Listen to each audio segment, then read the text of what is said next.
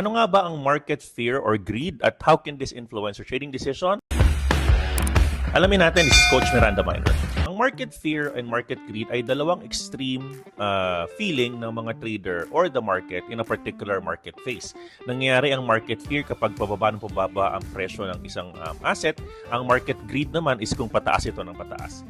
Kadalasan ito ay nagiging sanhi ng pagkatalo ng mga traders because sila ay sumasabay sa pagbili ng market ng walang tigil because of greed. Ito naman ay nagiging opportunity loss sa mga trader kapag they're affected by the feeling of the market of fear. Ano pwede mong gawin, Kamiranda? Use your technical analysis. Gamamit ka ng mga key level support and resistance that can help guide your trading decisions. Lalo na, for example, kung meron namang fear, pero kung ang market ay already on a key level support at may confluence, then it can become a potential opportunity for you to buy deferring to the market conditions. Pangalawa naman, ito ay magiging opportunity to sell kung ang market greed naman ay nasa key